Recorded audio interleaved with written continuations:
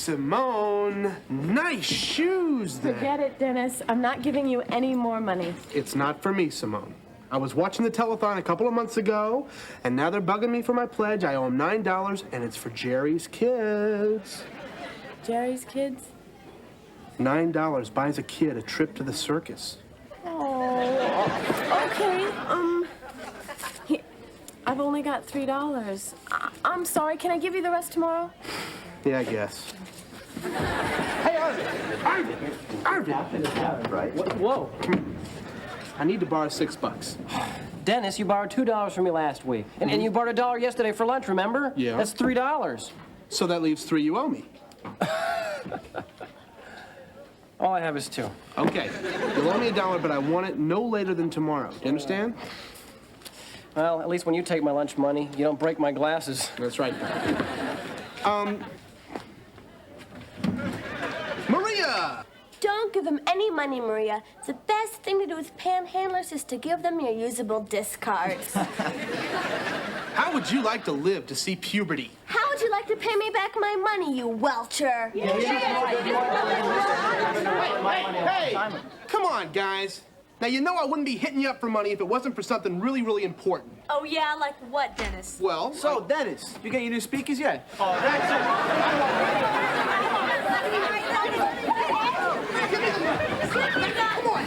I'm impressed. It's like a reenactment of the bank panic in 1933. Dennis owes us all money. Oh, it's just a run on Dennis, huh? You get a weekly allowance, right? I mean, what happens to it? Well, I usually get it on Monday, and that usually lasts me till Monday afternoon. And then I have to supplement it with things I do around the house. So what's different about this week? My dad found out what I was doing around the house. I was going through his pants pockets, okay? Was he wearing them at the time? I thought he was asleep. He looked so peaceful there in the recliner lounger. And he goes berserk. Oh, and get this. He accuses me, his own son, of stealing. Guy's got a lot of nerve. So you see why I'm so desperate, guys. He's cut off my allowance until I am well into Social Security. Well, guess you'll have to get a job. A job? Yeah, working for money. You know, Dennis, you see thousands of people rushing around Manhattan every day. You think they're going to class? Working for money, huh? It's novel. Well, here, Dennis, this one's perfect. Do you ride a bicycle? Next. Hey, how about construction work? Oh, yeah, that's good. Me lugging 2x4s across a steel girder 90 stories above the street. What's wrong with this picture? Well, Dennis, you gotta find something. Let me take a look. Okay, now here's something. Computer programmer needed. Oh, and look at this. Data bank manager. These jobs are perfect for me, Arvid. I can operate the VAX Pascal and CRT systems. And this XNES, I can wing that. I think that means experience necessary. Well, I have experience. What about the time I hacked into Dr. Samuel's computer and I made him an illegal alien? That's right. Well, hey, maybe it's worth a phone call. This is gonna be great. I'll get a nice, cushy job. I can use Mr. Moore as a reference. I'll make big bucks, and I'll never have to borrow any money from anybody anymore. Great. Oh, give me a couple quarters, will you? Sure.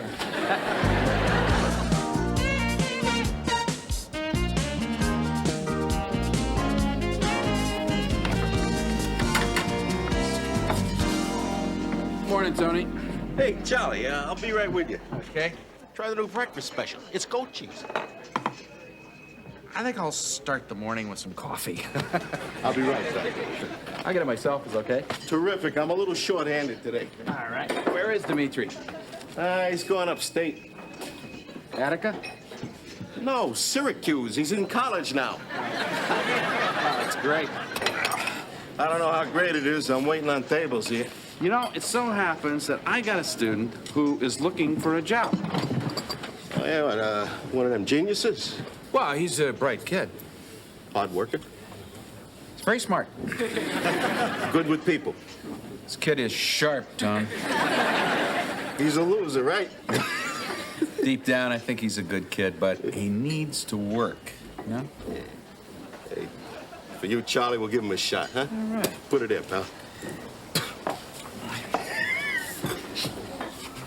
Thank you.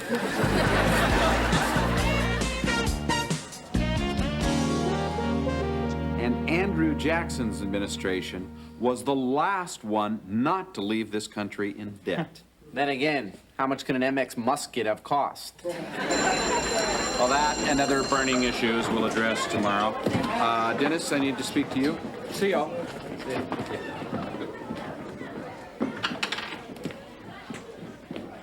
Yeah, Mr. Moore? Dennis, I spoke to some of the people you applied to for a job. Oh, great. What'd you say? Well, I told them that you were creative, resourceful, and very intelligent. And what did they say? Is he a high school graduate? So you lied, right? Wrong. Okay, you told them I was still in high school. What'd they say then? Goodbye. That is so unfair, Mr. Moore. I can do those jobs. Why do you have to be a high school graduate to program the MVS, JCL, and BCC7 systems? Haven't the slightest idea. Exactly. Look, Dennis, why should they hire you? You have no work experience. I think you're going to have to set your sights a little lower. You mean something like the Ogaiver 286? Well, a little lower. Data processing? What could possibly be lower than data processing? You know that little Greek coffee shop a couple of blocks down, Casa Falafel? Ooh, that dump that used to be Casa Burrito? It's not a dump. A friend of mine owns it. Sorry. Okay, it so happens he could only afford to change half of the sign. The food is not bad if you skip the soup. And he tells me he's looking for a waiter. A waiter? You mean as in someone who serves food to another person? Please, Mr. Moore, I'm a math major. Okay, add this up. It's $4 an hour. 3 hours a day, 5 days a week, plus weekends, plus tips.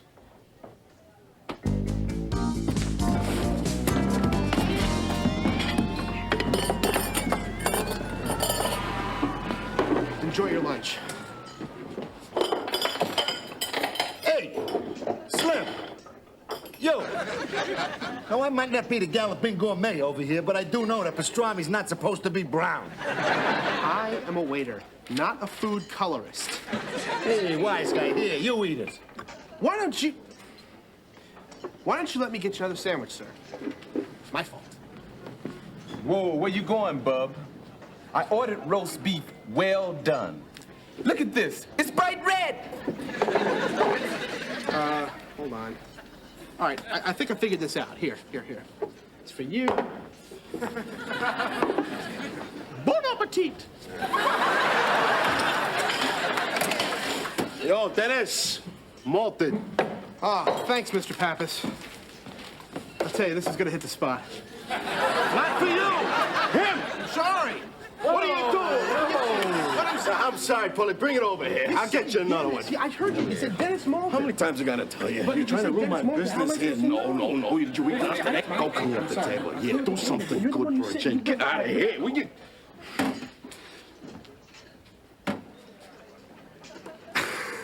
Janice!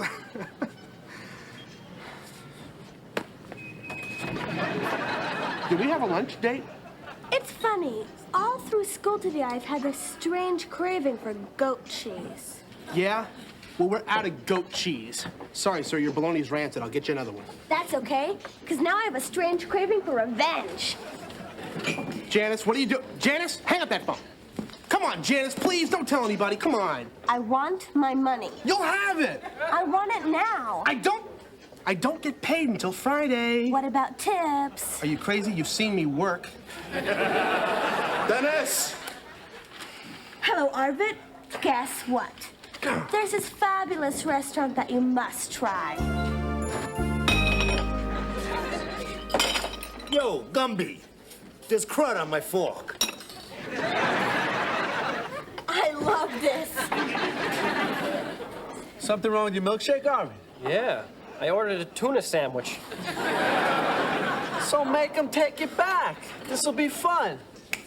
Oh, waiter. What? No, it's okay. I'll just drink it. It's all right. It's an understandable mistake. Just have this, even though I have a lactose intolerance. Boy, I sure hope I don't swell up. Well, well, well. After all the insults, after all the put-downs, after all the practical jokes, finally my chance is here. Dennis, clean off this table.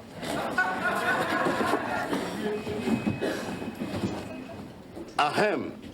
Heard the lady. Get off the table. And where's your hat?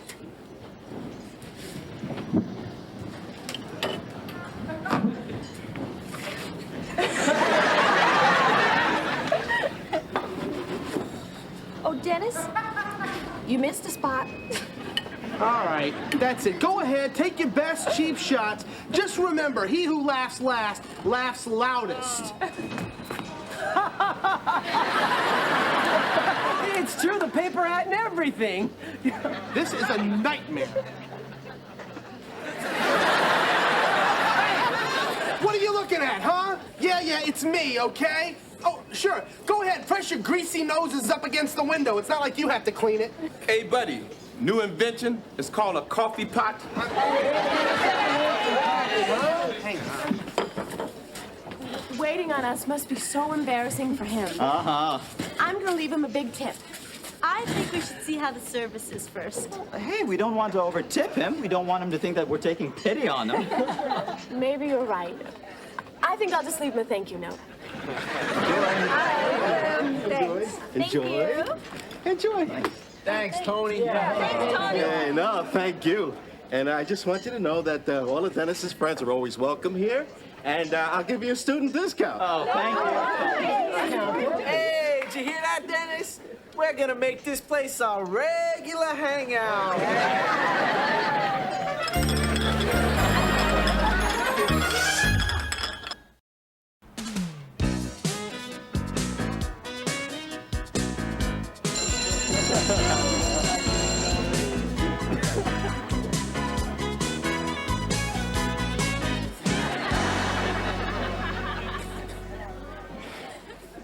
Well, hi, Dennis. How's the new job? How's the new job? Janice made me cut off her crusts. Does that pretty well sum it up? It could be worse. Like what? Camping? They humiliated me, Mr. Moore. Me, Dennis Blunden. Is this the same Dennis Blunden that crazy glued the entire class to their seats? And that gives them a right to go ordering me around? Dennis, you're a waiter. Oh, fine, Mr. Moore. Take their side. Look, there's nothing wrong with being a waiter. It is an honest, respectable job. It's an honest, respectable, hard job. You know, after you go home at night, I gotta stay and fill up salt and pepper shakers and ketchup dispensers. And do you know how hard it is getting the napkins into those little holders? And if my checks don't add up, I'm responsible. I gotta pay for it out of my own pocket. My first day's work cost me $7. The highlight of my day was a thank you note from Simone. Stop whining, Dennis, huh? I mean, you are an able-bodied, intelligent, educated young man. Now, surely you can grasp the notion of earning some money and feeling some self-respect. Respect? Yeah.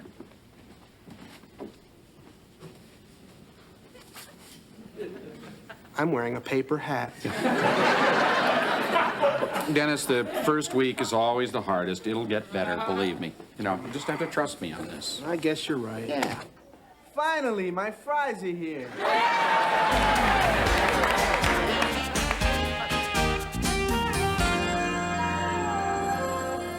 Fillmore, hi, Miss Mira. Yes, just a moment. Charlie, Dennis Blunden's father. Morning, Mr. Blunden. Yeah.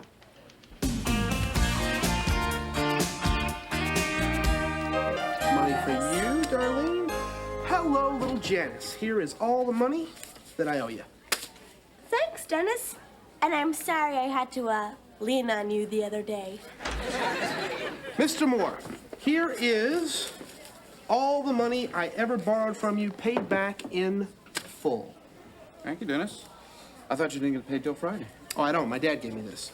You did? Yeah, where else would I get this kind of money? It's a good question.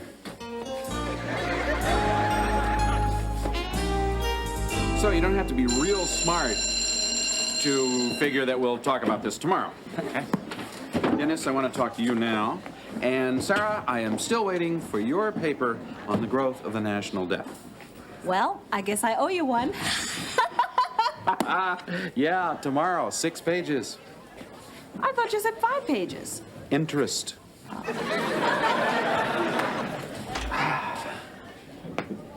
Well, I guess your dad must have had quite a change of heart. Oh, yeah. He felt really bad about my having to work, so he gave me $100, said, go out, kid, buy yourself something nice. But don't worry, Mr. Moore, just the necessities. Some computer software, a couple of videotapes, and I have had my eye on this little piece of plastic vomit. Your father called the school this morning, Dennis. I spoke with him. Oh, yeah? Yeah. Wanted to make sure that you're not mooching money from your classmates.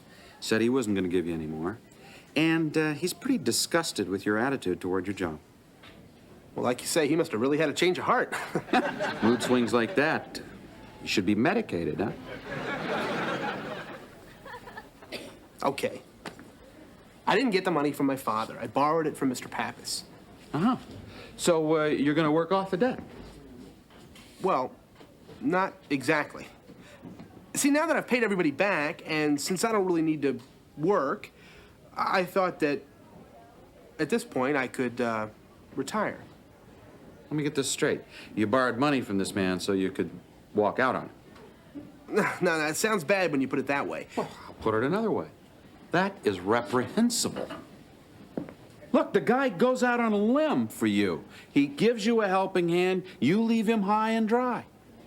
Huh? I vouch for you. He trusts me. Now, where does this leave me? You don't understand, Mr. Moore. I can't work there. It's humiliating. I hate it. Why should I have to go in there day after day and do something I don't like? What? Do you think that Pappas likes running this restaurant all by himself? You think he likes loaning somebody $100, discovering he's not going to be paid back? I didn't say I wasn't going to pay him back.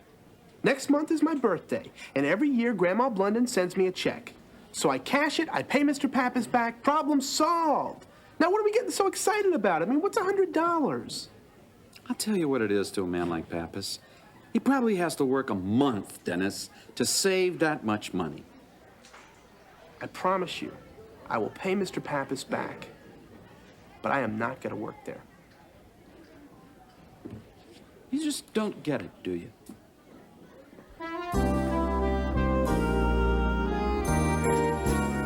Hey, Tony, you gonna bring me a menu over here, or you just want me to take a guess? Yeah, I'm coming.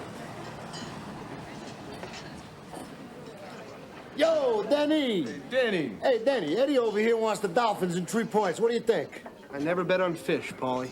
That's very funny. Mr. Pappas, could we talk? I mean, really talk? Yeah, something wrong? This is hard to say, but I've got these personal problems, and if... You need more money? Go take it out of the cash register. I trust you. Meanwhile, I'll get Louis his coffee. Louis, could you wait for the coffee? No, Mr. Pappas, I don't want to borrow any more of your money. I feel bad enough about borrowing the $100 in the first place. And I'm going to get that back to you, I promise. Hey, Dennis, you're a nice kid. You pay me back when you can. Hey, is anybody waiting tables here or what? Dennis, we got customers. Hey, you working here or not? That's what I want to talk to you about, Mr. Pappas. I gotta quit. Quit? You mean now? Well, yeah. It's a great job, and you're a great boss, but I'm in school, and I got homework. Hey, Denny, come on. I've been sitting here so long, I'm losing weight. Anthony, a bill of fare, please. Listen, I'm really sorry to see you go. What about the chow? Nice food, huh? Let's go. Hey, everybody, shut up, will you?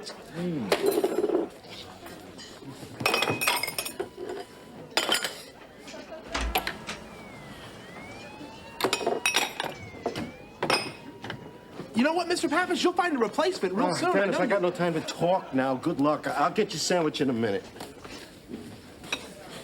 Hey, come on, Tony, I'm dying here. Why don't you go get some sushi?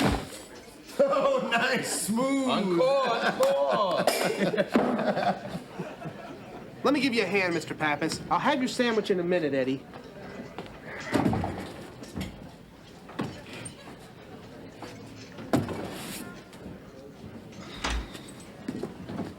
There you go, Eddie. Tuna on rye, no mustard. Just like my governess used to make.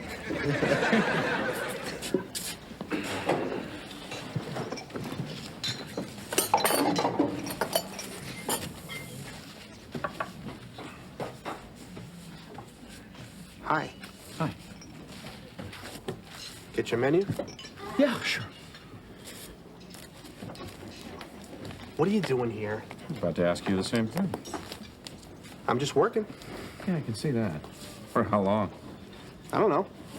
As long as it takes, or until Mr. Pappas can find a replacement. And until I work off the money that I owe him.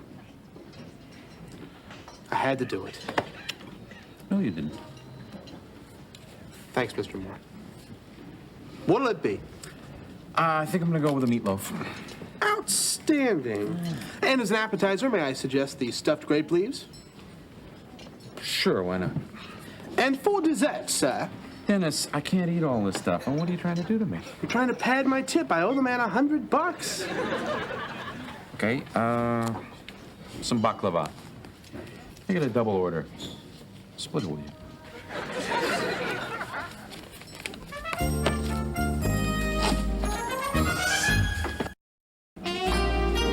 Hey, everybody. Guess what I got?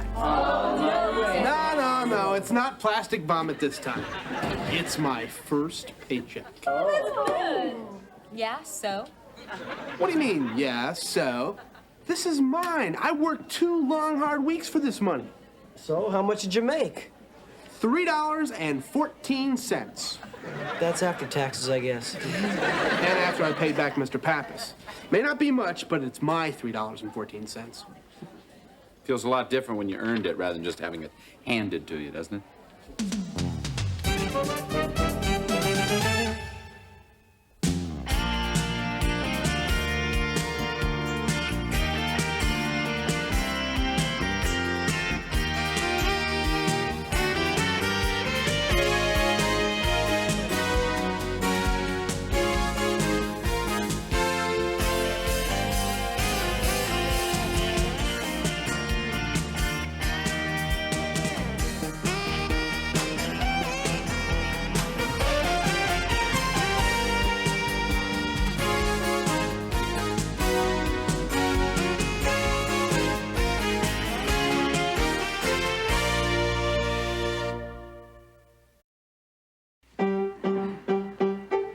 Listen to the music. La la la. Listen to the laughter. Ha ha ha. Look at all the ribbons, bright and gay. It's a Rhineland wedding day. It's a Rhineland wedding day. Everybody's dancing. Yeah, yeah, yeah. Kissing and romancing. Ooh la la. If you keep it up, it's safe to say another wedding's on its way. Another Rhineland wedding day.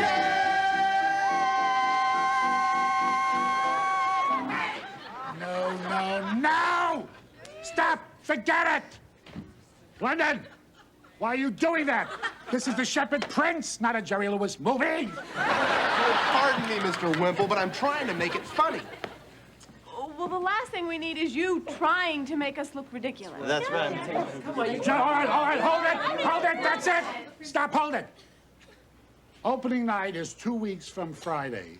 Can we try and pull this fiasco together? Excuse me, Mr. Wimple. What is it? Excuse me.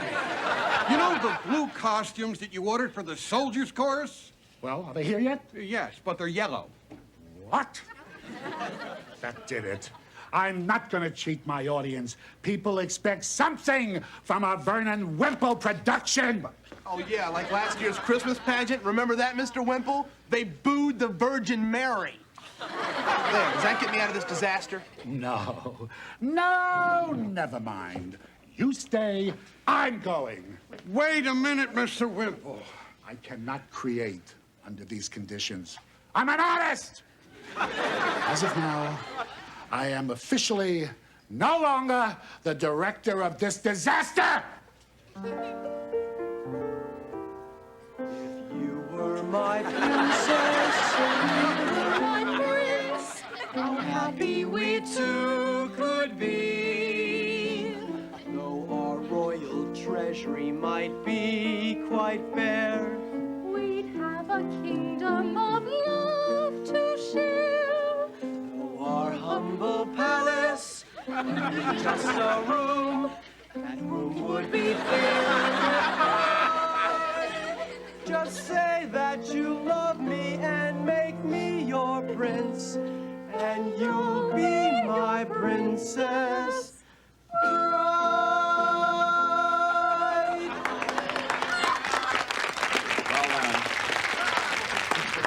Well, okay, I'll direct a musical. What?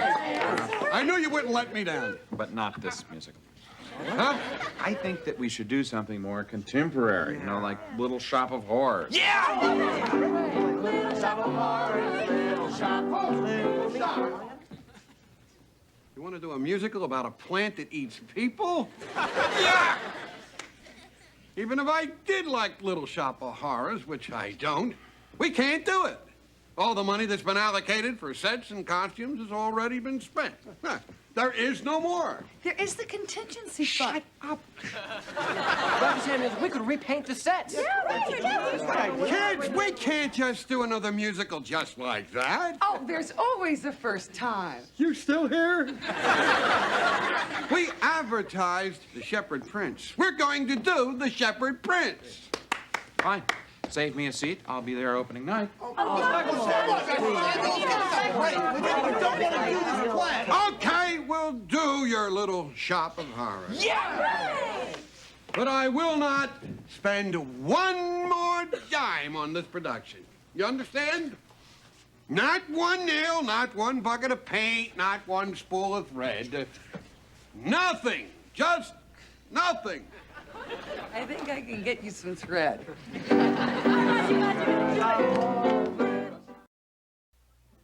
Out of the national budget, $21,000 for each American household goes to defense. Yet some people say we have less security now than before we spent the $2 trillion. Very good. Okay, the rest of you, I'd like 500 words pro or con on the subject for Friday. Okay? See you tomorrow. Is there something? The cast list, right? Yes. I have it here. I don't think it's the right time. Simone, Janice, Jawaharlal, chorus, atmosphere, etc. Arvid Engen, prompter. From villager to prompter? That sounds like a demotion. Sarah and Darlene are Crystal and Siobhan. Who's the other one? Monica Kisselback. Who's playing Mr. Mushnick? Yeah. Oh, don't worry. I'm working on that, okay? Eric will be Oren, the dentist. And Alan. I know. Seymour. I'll be great. Thanks, Mr. Moore. Sure. Saying the much-coveted role of Audrey will be Maria Barjas. Congratulations, What? I said you'll be playing the role of Audrey. You know, the lead, the star of the show. Oh, great. If it's not too much trouble. No, I'm sorry, Mr. Moore. I'd love to do it. Thank you very much. Mr. Moore, when you direct, how come I feel so unimportant? You're very important, Dennis. I'm counting on you to run things backstage. You're going to be painter, construction, stage managing, like you did for Grease. Backstage again? Are you two guys in or out? Okay. Thank you.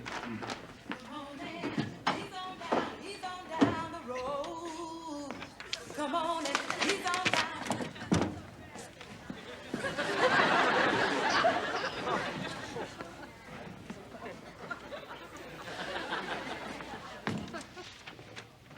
TJ, was that you? Was what, me? Just now, singing. No, I just came to drop off these.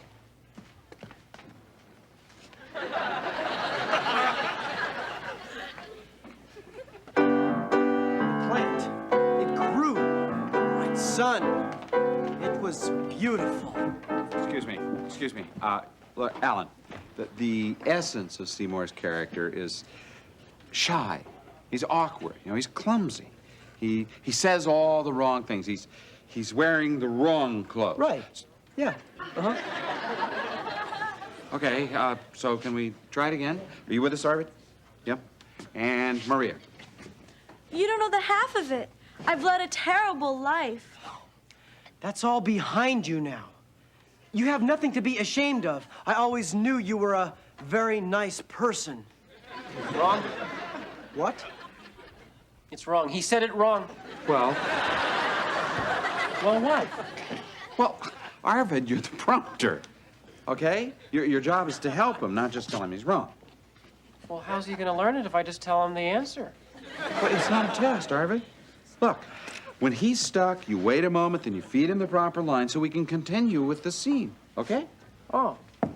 All somebody had to do is tell me. Okay. And I'm only trying to help. thank you, Arvid. You're a very nice person. I always knew you were. Lift up your head, wipe off your mascara. Here, take my Kleenex.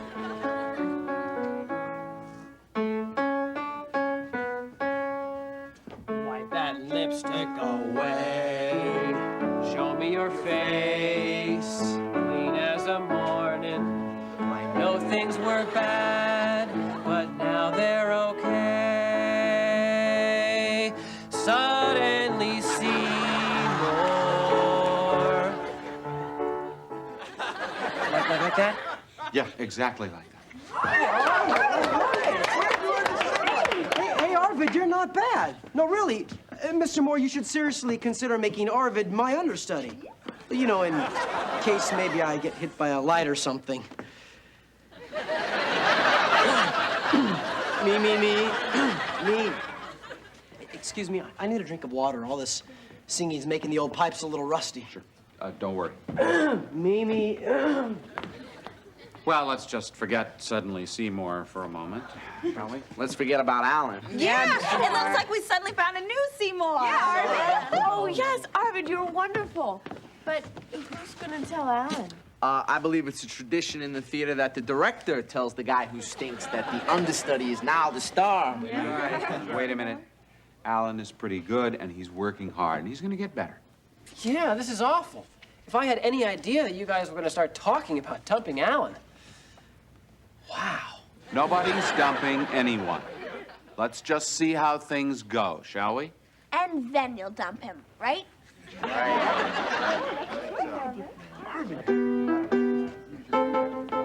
Mr. Moore, what am I supposed to do with this set? I don't know, Dennis. Try painting it. We have no paint. Well, don't worry, okay? How is the plant coming? Feed me. Don't worry, it'll be fine. Mr. Moore, I really think we should have a serious talk. About what? About me being in the play. No. Shing-a-ling, what a creepy thing to be happening. Look out, look out, look out, look out. What was that? You don't like the way that I sing? Monica, whatever that was is not part of the song. I know that. I was trying to make it interesting. Interesting? Well, frankly, it's boring singing with untrained, undisciplined, tin-eared amateurs. Tin-eared? Monica, do you want to make it really interesting for everybody? Try quitting. Great idea. Monica. Mr. Moore, thank you for the most humiliating experience of my life. I was the lead, the shepherd princess, and now I'm reduced to shing-a-lings and doo-dahs. I quit. Oh, no. Mr. Moore, I'm sorry. It'll be fine, don't worry. Sing. What? Anything. Do you know people get ready?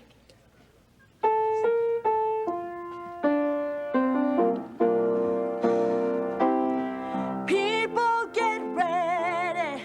There's a train a-coming. Don't need no baggage. You just get on board. All you need is faith to hear the diesel humming. Don't need no ticket. You just thank the Lord.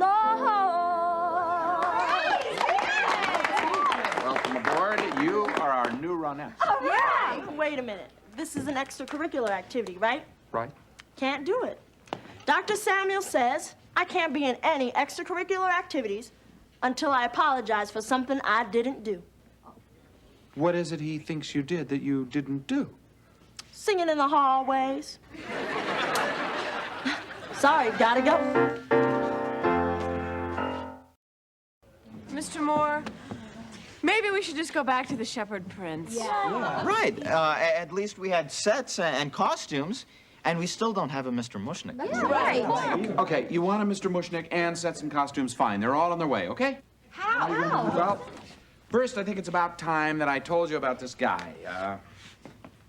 Let's call him Dixon Ticonderoga, okay? Mr. Moore? Oh, shh, here comes Dr. Samuels. Where is Dixon Ticonderoga? I don't know. He said he had a few things to do. Mr. Moore, it's just not fair. We're here working hard, and Dixon Ticonderoga's out there somewhere goofing off. I heard there's a problem. What is it? Miss Mira, you promised. I'm sorry, Mr. Moore. It was my duty to tell him. Well, it's just a tiny problem, Dr. Samuels. Since I'm dropping Dixon Ticonderoga from the show, we don't really have anybody to play the role of Mr. Mushnick. Who's he? Mr. Mushnick runs the flower store where Seymour works. He's just sort of the star of the show. So this is where Seymour is showing the plant to Audrey and her boyfriend, Orrin, okay? All right? And, Dennis, the plant, please. Back to plant. Well, have a seat, please. Why don't you join us? And take it away. Hey, this must be that plant they're talking about on the news. What do you call it? Audrey 2. Cute name, catchy. Nice plant. Big. Seymour, this is my boyfriend, Orrin Scavello, doctor of dental science. You know, kid, you could take this plant to any florist shop in town and name your price. I'm telling you, kid, this is a big green gold mine. Get out of this dump and take the plant with you. Yeah, sure. Okay, and so this is where Mr. Mushnick overhears. And Dr. Samuels, would you mind just reading Mr. Mushnick's role? Oh, yeah, you could help us here in this rehearsal. Well,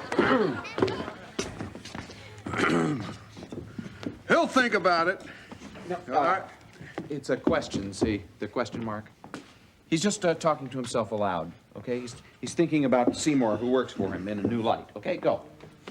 He'll think about it. I've treated that kid like dirt all this time. And now that he and his plant can save my business, he's thinking of leaving. All I had to do was tell him he's appreciated. Maybe it's not too late. Hey, that's wonderful. Excellent. Now what? Well, there is a song that Mr. Wafting wrote especially for Dixon Ticonderoga. But if you don't feel like trying to sing it, I mean... Let me sing that. I can do this. Einstein had a notion or two, so did Plato and Cato and Freud. Edison sure was an egghead.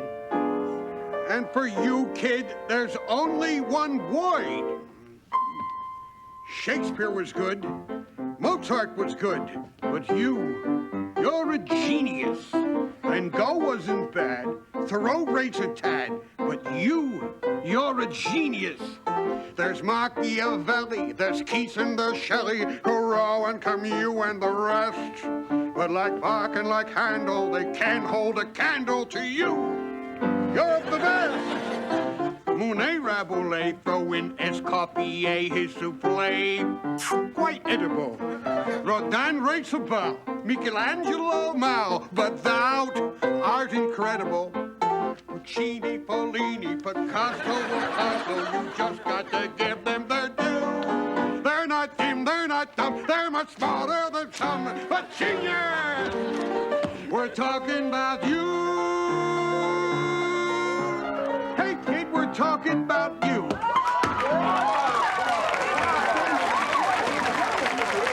My God in heaven, gentlemen, I mean, if only we could find someone like you to play this role. Hey, anyway, it's supposed to be for a student, right? It's not a school rule. That's not even a tradition. Wait a minute, Miss Mira, you're not saying... Oh, Mr. Moore, call me completely wacky, but I don't know why Dr. Samuels couldn't play the role. I mean, why not? No, wait a minute. This is my decision, and I've decided. That's a brilliant idea, Simone. Congratulations. That is, if... Okay, I'll do it. What kind of costume will I wear? Well, I suppose you've heard of Japanese No theater. Yeah. Well, it's a lot like that. No costumes, no sets, no props, no makeup, no band. Of course, you know why. No money. You can't expect the principal of a major high school to make a fool out of himself in some shabby two-bit production. No, and I wouldn't want that to happen. I mean, it certainly is a pity, though, sir. I mean, you were born to play this role. Oh, yeah, absolutely. There is the contingency fund. I know about the contingency fund. I'll have to cancel a few meetings. Okay, you get your money. Thank you, sir. You were wonderful. So were you. You were all wonderful. Thank you. Okay, problem solved. We still need a Ronette. Don't worry. I'm working on that. We'll have one soon. Let's just continue, okay? Okay. Where is Maria? She went to make a phone call. Mom, how can you do that? That's it, I'm hanging up. I can't believe it. I'm hanging up. Watch me. Watch. Maria, would this have anything to do with your not having your mind on the show? Yeah. You want to talk about it? What's there to talk about? My mother's gonna marry this total sleazoid creep, and now Johnny the jerk is gonna be my stepfather. I'm really sorry, Maria. I wish that there was something that I could do to help. Yeah, well, you had your chance, but you blew it. What are you talking about? Do you remember Parents' Day? Do you remember my mother was attracted to you, and you could have gone out with her? She would have never met him, and I wouldn't be in this total mess. Maria, this is your mother's life, okay? You're going away to college soon. It doesn't have to ruin your life. It's already ruining my life. She wants me at the wedding. Well, I think you should be there. It's in Hoboken. So? Do you want to know when? Don't tell me. It's our opening night. Please, I ask you not to tell me.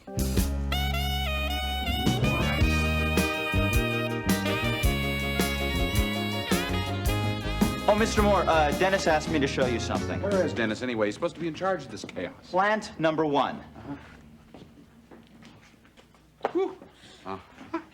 Plant number 2. Beat me! Please, Mr. Moore, please, you gotta let me be in the show. It'll be so great. Please! Okay, you're in. Oh, thank you.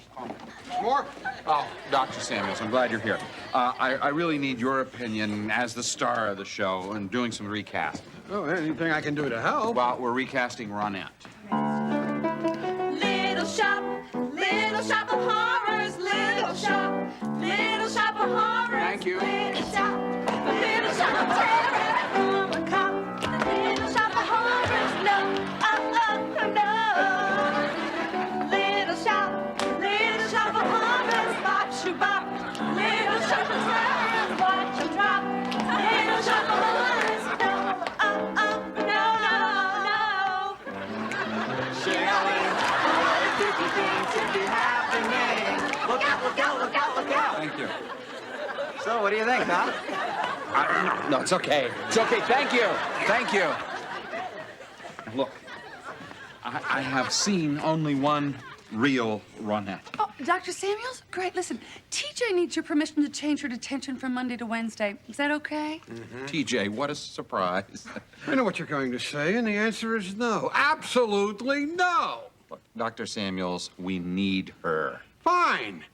All she has to do is apologize to her high school principal for calling him a liar. I never called you a liar. You called me a liar. I told you to stop singing in the halls. And I told you it wasn't me. Oh, yes, it was. See, he's calling me a liar. Is there some way that we can solve this problem? I don't think so.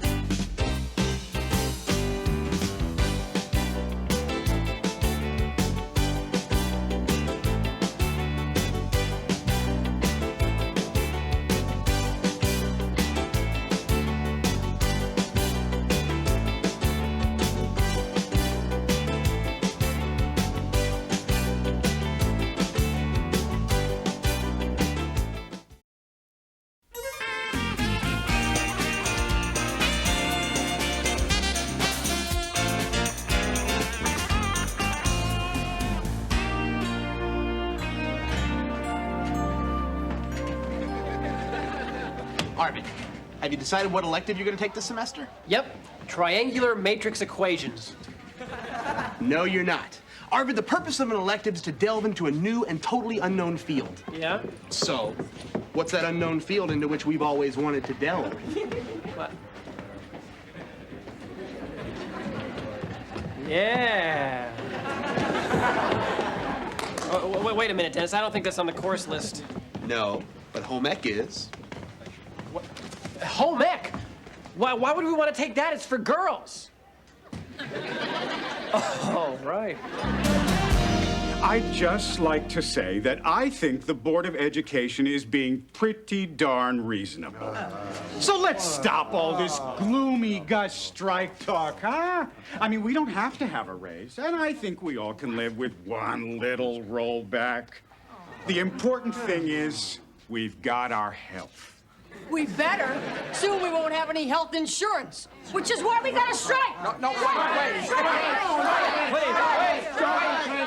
I'm sorry, but as your elected union rep, before I go to the negotiating committee and say that this chapter wants to strike, I think that we should investigate some alternatives that are a little less disruptive. Right.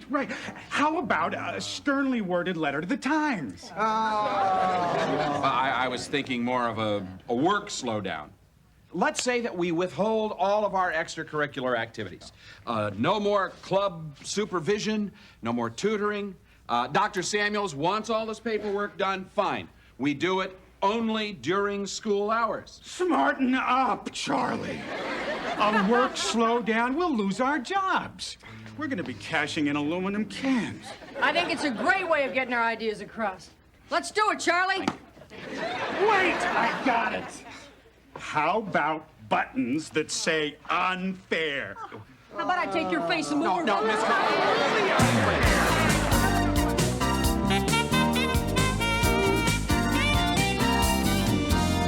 Darlene, let's get together this week and study for the advanced placement history test. Well, I don't think that's really going to be necessary, Maria. I mean, we're going to review all the material we've covered in history class. Yeah, I mean, we should be prepared just by listening to Mr. Moore. Exactly.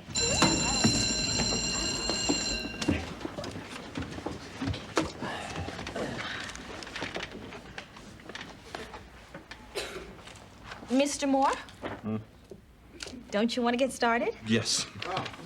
Sorry, we've got a mountain of material to cover today. Tell us about it. So, what's first? First, how many people here drink milk with lunch at least twice a week? Show of hands, yeah. This ought to be good. I can't wait to see how he ties it in with the Spanish-American War. Okay, how many drink chocolate milk?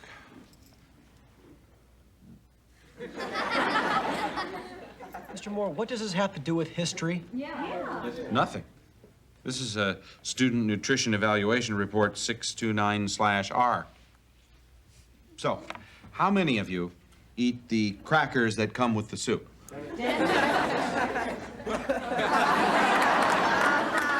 Mr. Moore, we have that test next week to review for. Yes. That's right. I'm sorry. I'd like to be able to help you, but the school board hasn't budged, so until that changes, we teachers are trying to complete all of our paperwork during school hours. So if I can finish this, maybe we'll have some time before the end of class.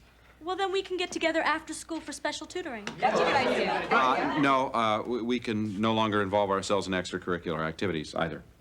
But what about us? We have to do well on these tests. Our futures are on the line here. Yeah, Mr. Moore.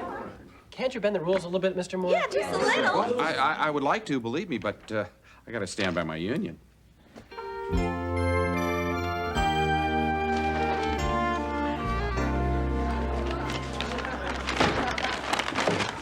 Dennis, where's the rest of your lunch? Very funny. This stuff's for home ec class. The teacher won't go to the market because of the work slowdown, so guess who gets picked to go to the food barn? Why do you have to buy the giant sizes of everything? Because, ounce for ounce, they're cheaper. Fine. Then you explain to the class what we're doing with a 5-pound tub of chutney. I had a coupon. And besides, look, it came with a free Flintstone glass. I would be a fool to pass this up. This is a nightmare. Oh, come on, Dennis. At least you're getting to meet girls, right? Oh, yeah, right. When they're not too busy yelling at me for overbeating my egg whites. That's because you set your mixer on the puree setting. Shut up. Oh, and on top of everything else, for our homework, we gotta bake something. Oh, and Dennis, next time, make sure they double bag you. What is the difference?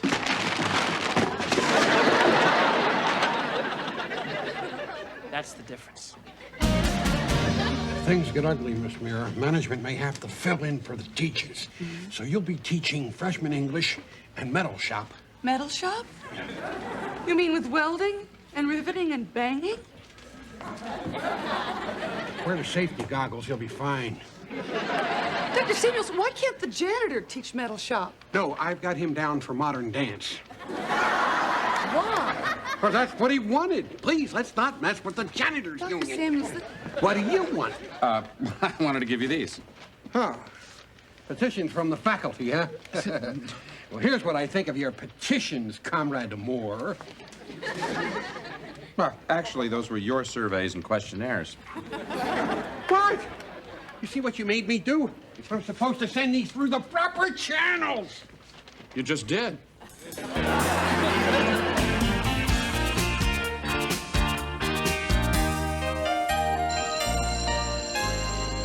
Morning. Morning, sir. Morning. Mr. Moore, are you all caught up on your paperwork? Yes, I am. Are you sure you don't want our inseams or dental records? No, thanks. But I would like you to settle down because I need to talk to all of you. Oh, great. At least we have a couple days to review then. Yeah, maybe if we really hit the books, we'll be able to catch up. Yeah, let's go. So what are you going to teach us today, Mr. Moore? Nothing. What? Nothing. You said you finished all your paperwork. Mr. Moore, come on. We have had enough of this strike stuff. We are here to learn. Normally, I'd be ready to work with you, but the teachers' union took a vote last night, and until the school board is willing to return to the negotiating table, a work stoppage is in effect. So does that mean you can't teach?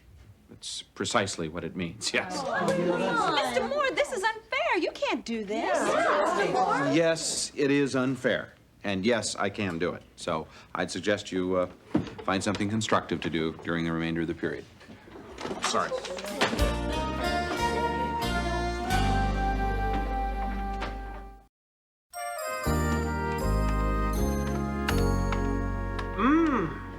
Poached salmon with dill sauce. And you know what would be good with that? A nice lobster bisque. What do you think? I think if I hear you say bisque or fondue or finely chopped nut meats one more time, I'm gonna use your tongue as a scouring pad. You're just upset because you got a D on your gravy. Hey, lay off my gravy. I told you those weren't lumps. Oh, give it up, Dennis. There's no such thing as a gravy ball. Oh, yeah. Fellas, do you mind exchanging your recipes a little more quietly? Some people are trying to study. Sorry. Too bad some people aren't trying to teach. Mr. Moore, don't you care about us at all? Yes, I do. But when you believe in a cause, you sometimes have to make sacrifices. Oh, great. So you're sacrificing us. Yeah. It'd be nice if you could see that this strike issue is larger than how it affects you personally. You're the one who's gonna get more money. Yeah. Yeah, well, maybe. Perhaps even a living wage. That's so selfish of us. Oh, just forget about it, Mr. Moore. I mean, we've got a test to study for. Maybe one of us should do your job. Welcome to try. Might be interesting. Okay, I'll teach. Everybody open your book to chapter 7, please. You too. Eric, you want to sit like a human being? Wait a minute. Who said you could be the teacher? Yeah, Dennis, who said you could teach? Why shouldn't I be the teacher? Well, for one thing, Dennis, it was my idea. Yeah, but I got a higher grade point average than you do. Well, now, let's not act like children. Let's decide this intelligently. Fine. Who wants Dennis to teach? And who wants me to teach? Well, fine. Does somebody else want to teach? Matter of fact, Sarah, Brian the captain of the IHP. What's going on here? Rabble-rousing again, Mr. Moore? Next, you'll have them singing Woody Guthrie songs.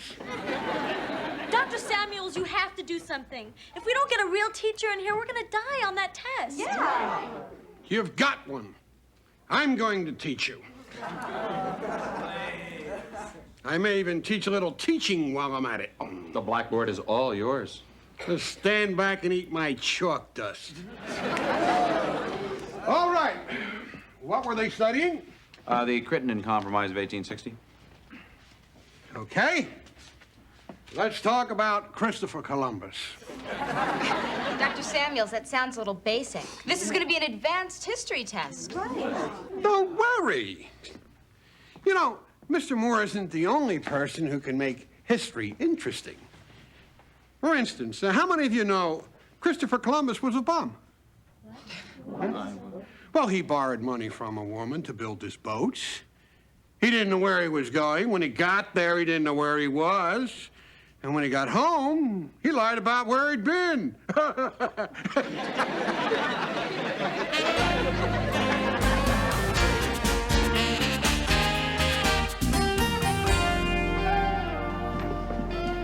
Dorfman! What do you want? You want to sign this petition? I don't agree with the negotiating committee. This work stoppage, how can I put it diplomatically, sucks mud. Well, sure I'll sign. I couldn't agree with you more. This is great. Charlie's a good man. It's just, he's never been in the service, if you catch my drift. Yeah. Thanks, Dorfman. If this petition works, we're gonna start a wildcat strike. Total walkout. Picket lines, baseball bats, slash tires, the works. Your name is gonna be on the hit list of every principal in New York City. That's what I signed? Yes, sir. Oh, my God.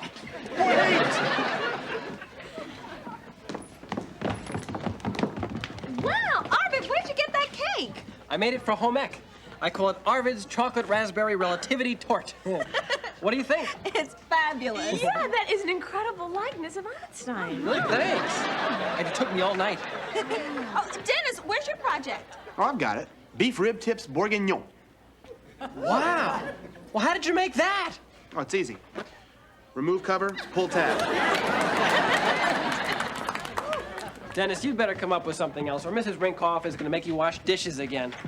She can't make me wash them if she can't find them. What do you do with them?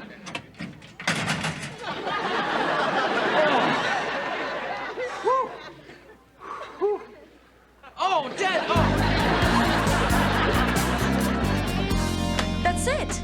It's over. We're finished. We don't have a prayer on the advanced placement history test. And it's not our fault. Why should we be the ones who get hurt by this stupid strike? I'll tell you why. Because their union is so greedy. Exactly. Mr. Moore, why don't the teachers just take their paychecks and stop ruining our lives? You know, it's not as simple as that. You know, Mr. Moore, nobody forced you to take this job. That's right. With all the people out of work, you should be happy to even have a job. Yeah. You know, I'm beginning to think that Alan was right all along about unions. You mean it? Yeah. Would anyone like to hear my opinions on Roe versus Wade?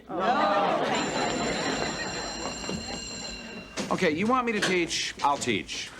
You're kidding. What will the union say about that? Under these circumstances, I think it'll be okay. All right, I'd like each of you to remove one shoe. Okay, Mr. Moore, but if this is for another survey, I can tell you right now, most of us have 2 feet. I want you to look at the shoe. See if you can tell me how it is responsible for your well-being. Okay, 1794. Federal Society of Cordwainers is founded. Does anybody know what a cordwainer is? A shoemaker. Exactly. Now, in those days, at the beginning of the Industrial Revolution, entire industries were founded on child labor. Not just making shoes, but in coal mines, in textile mills, garment sweatshops. You could find 6-year-olds working for 10 cents a day. And often, 4-year-olds were used to clean and oil heavy machinery. Well, how could anyone do that to a 4-year-old? Yeah. Simple. It's expedient. Small child fits very nicely into a large machine. But occasionally somebody loses a finger or a hand or even a life. But business is business. Business as usual. Now, in 1799, the Cordwainers led the first strike in an attempt to change things. They were America's first labor union. And you know what they were arrested for? What's that? Criminal conspiracy to increase wages. Well, by the 20th century, things had changed considerably. At that point, management was using the militia or law enforcement to shoot striking workers, including children. So you see, if it weren't for this shoe and a lot of people who made very real sacrifices, most of you would probably be working in a sweatshop somewhere, minus a few fingers. And I hope you all do very well on your tests tomorrow. What are we supposed to do with our shoes? Maybe we can fit them in our mouths. Okay, Mr. Moore. Maybe there were horror stories back then. But what does that have to do with the teacher strike today? I mean, it's not like you're trying to keep kids from being abused. Yes, we are, in a way. What kids? Well, you and every kid in school. I mean, you deserve the best education that money can buy. Now, I know teachers who have been working for 10, 15 years. They're not making as much money as toll collectors in the Holland Tunnel. Now, what kind of people are going to be teaching you if things continue at that rate? But you're a good teacher. Thank you. But if I were to take a job in the real world, I could make a real living wage, maybe 2, 3 times what I make now. And I'll tell you, quite frankly, I don't know how much longer I can afford to remain a teacher. Mr. Moore, was this petition for a wildcat strike your idea? Yes or no? No. Don't try to confuse the issue with your union rhetoric. You want to play rough? Fine. Class, welcome Mr. Grodnick. A bright, enthusiastic, hungry young scholar with a PhD in history who has agreed to replace Mr. Moore and help you in your hour of need. You mean a scab? It's business as usual, but not in my class. Don't tell me whose class this is. I think I can take it from here, Dr. Samuels. Now, class, I understand you were discussing the Crittenden Compromise of 1860. I don't think this is gonna work. Yeah, I just don't feel right about it. It's like crossing a mental picket line. Right. And I sure don't want to be taught by some guy who'd cross a real one. Yeah. I don't either. I only want to be taught by the best. Would you wait outside for a moment, Mr. Grodnick? Still gonna get paid, aren't I? Yeah. What's the matter with you kids? What about the test tomorrow? Well, I guess we probably won't do as well as we might have. Yeah. Maybe we'll score on the 94th percentile instead of the 98th.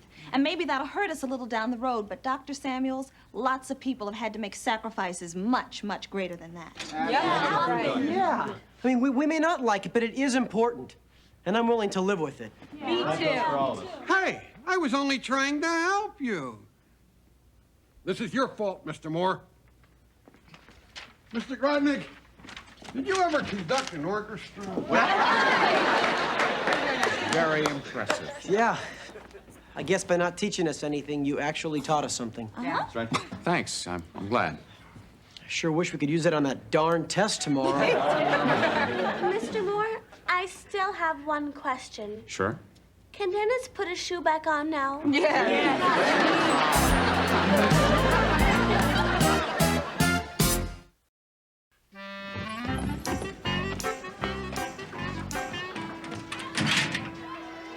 My cake! It's gone! How could a whole cake just disappear? Not the whole cake, Arvid. Here's Einstein's hair. You see, I hate coconut. However, the rest was delicious. You ate my project! You deserved it. The only reason I even signed us up for a home ec class was to meet girls, but no, you had to get an A in baking and an A in sautéing, and you had to gloat when you julienned your beets. You deserved some humiliation. Humiliation? You want me to show you humiliation?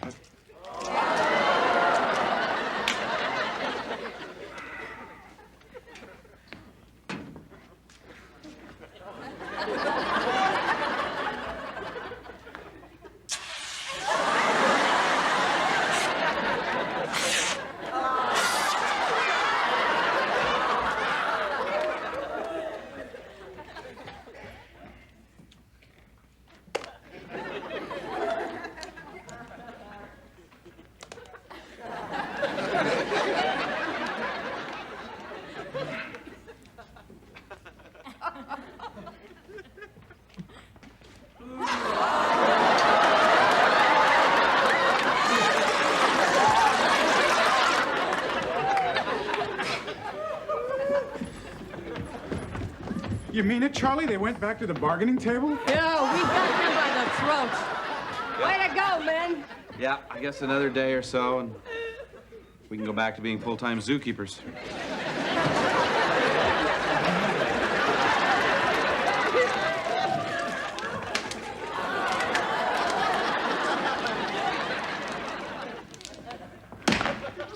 There. Fine.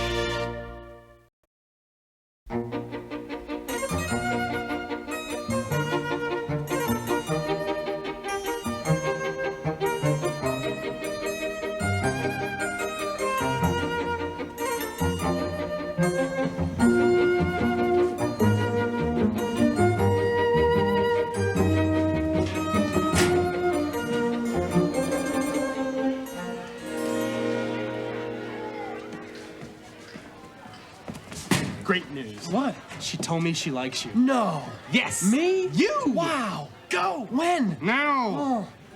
Oh. Hi, Vicky. Oh, hi, Eric. Arvid. It's Arvid. Oh.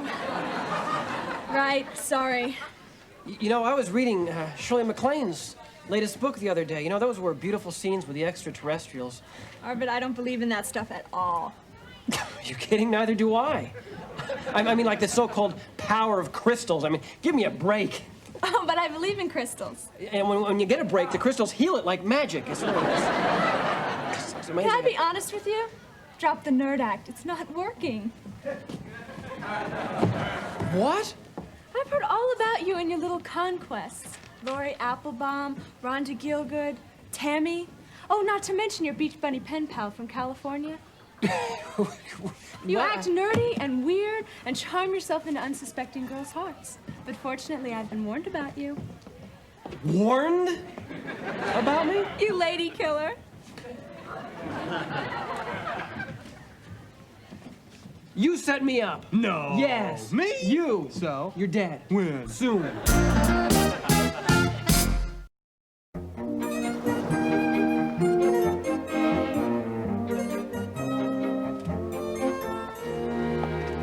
Good morning, Sarah. Good morning. Do you like this nail color on me? Darlene, it's clear. It is? Okay, I see the new ring. Happy? No, I'm not happy. I want you to be jealous, excited. I want to hear little shrieks of envy. Okay. Ah! Darlene, where'd you get that ring? Oh, my God!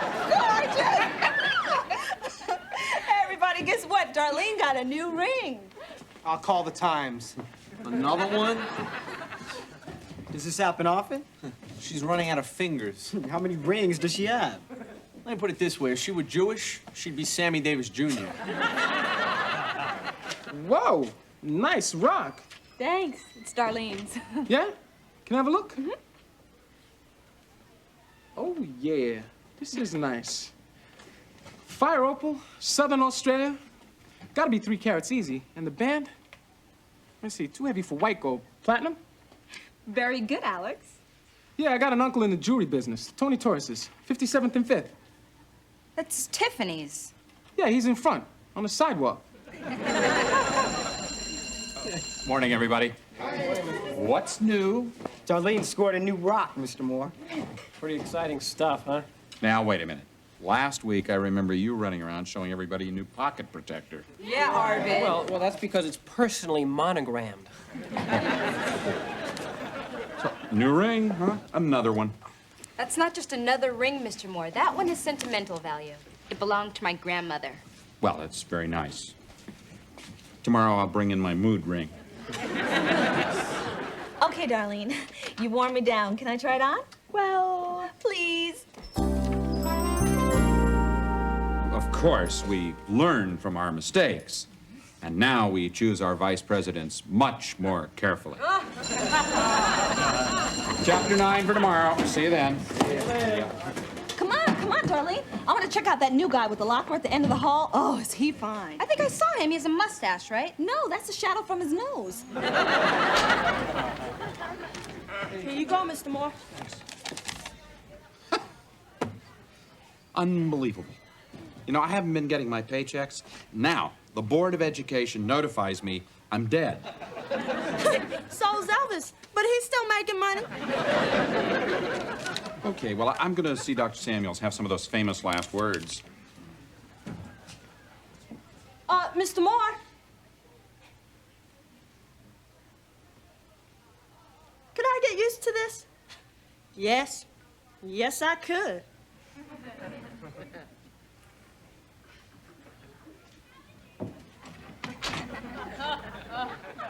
Hi, TJ.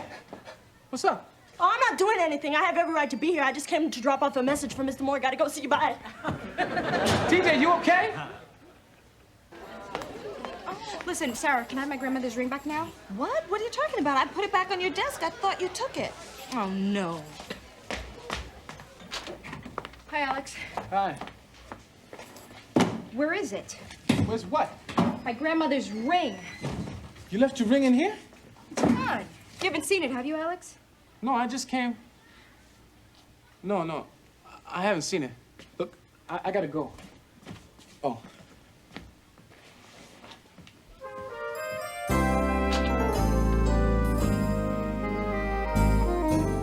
I can't believe Alex would take your ring. He's just not like that. I didn't say he took it. I said he was alone in the room when I went back to get it. And the ring wasn't there. And Alex was. So that doesn't prove anything. Well, obviously we know it wasn't one of us who took it, right? I don't know that. Sorry, darling. We gotta go. Look, I don't care what his reasons were. That ring is important to me. Darlene, a man is innocent until proven guilty. You can't go around accusing a guy of stealing without proof. Arvid and I will now break into his locker and get you the proof. Come on. Well, Dennis!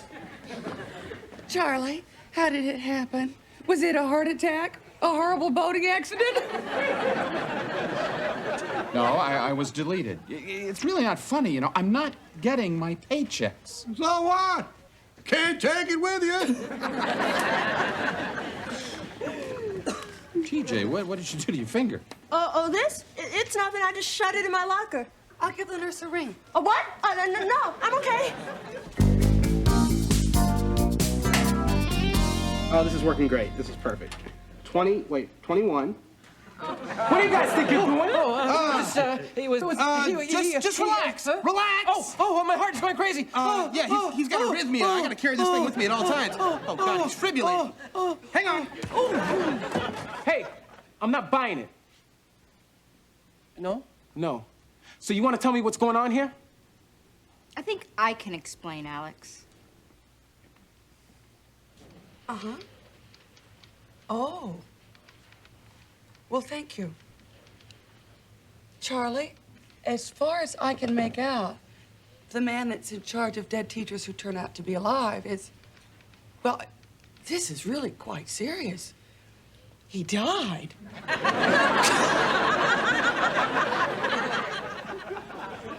So you think I took your ring?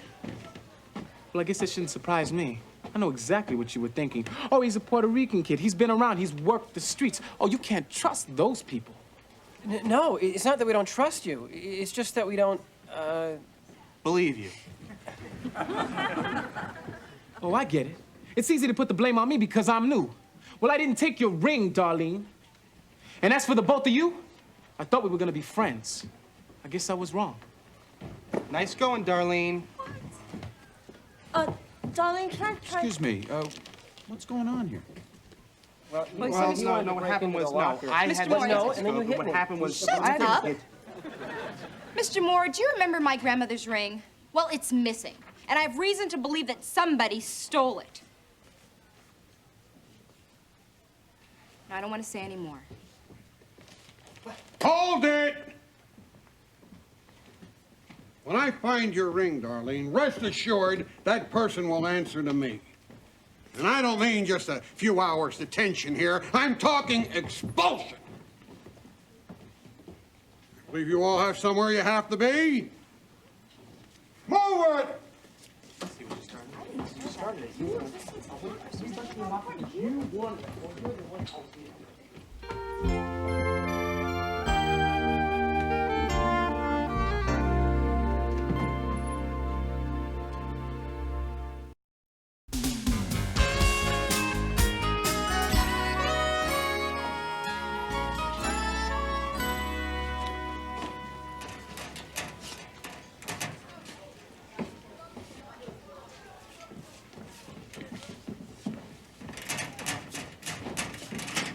Hi, TJ. How's it finger? Oh, this? It's much better. Overnight? Yeah, I soaked it. In what? You know, finger soak.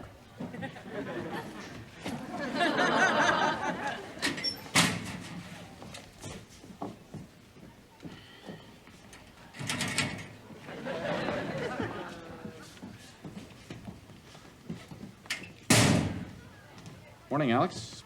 Yeah, great. What's wrong? Nothing. Okay. Look, why doesn't everybody just say what's on their minds? Get it out in the open, spit it out. Something you want to talk about with me? Nah. Okay. All right, yes, I like Darlene's ring, and yes, I was in the room when she came back, but that doesn't make me a thief, does it? No, it doesn't. I mean, it's not like I was the only person in the room. I mean, it could... You're saying there was somebody else in the room. I'm not saying anything, except this. I've never stolen a thing in my life, Mr. Moore. I mean, you could believe that or not, but it's true. I believe it. I mean, if the rest of the people want to believe that I'm a thief, well, let them. I know I'm not, and I know the truth. And the truth is, you know who did take the ring. Look, I'm not going to point a finger at anybody, unless I know for sure. I mean, there's been enough of that going around.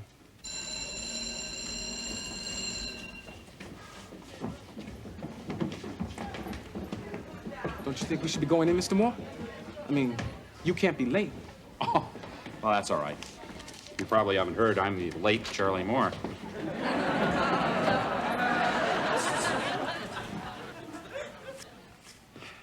The trial of Alex Torres. How am I doing? Morning, everyone. Morning. Mr. Moore, before we start class, may I say something? Certainly. Well, I'd just like to say that after thinking it over last night, I don't want to see anybody get into trouble over my ring. I'm not interested in seeing anyone punished or expelled. All I want is to have my ring back. And anyone who sees to it that it is returned, well, there'll be no questions asked, and we can put this whole unfortunate incident behind us. Thank you.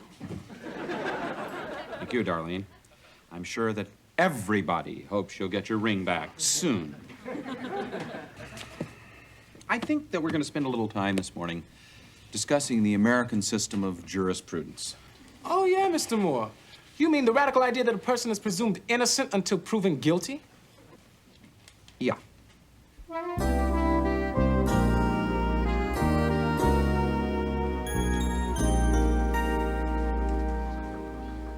Alex? Hi, TJ. I think it stinks what all the kids are saying about you. You do? Yeah. I mean, who do they think they are? Nobody's perfect, right? Right.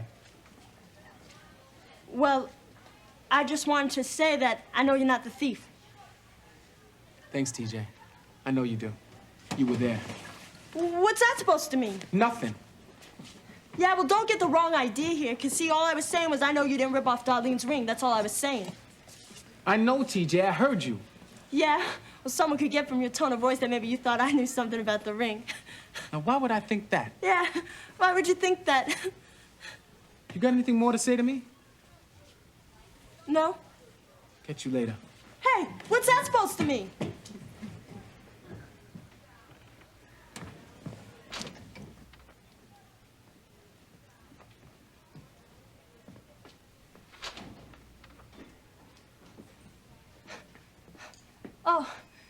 Mr. Moore, how long have you been standing there?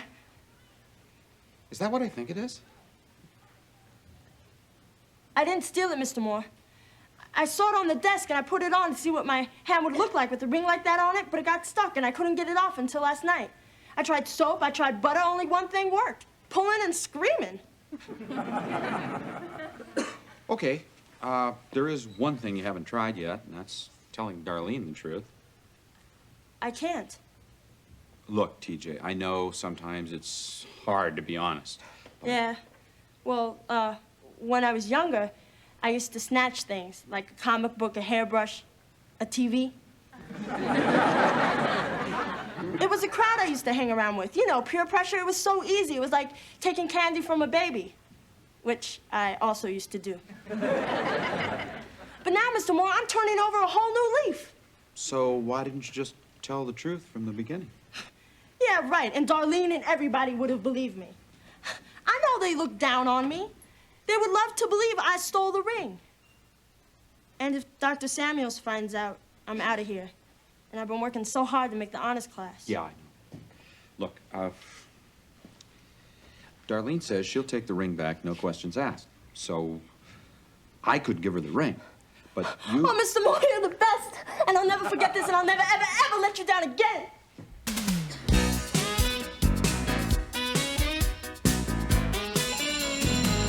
At last, the day of judgment has arrived. I want to hear about these cases you've chosen to illustrate miscarriages of justice. Simone?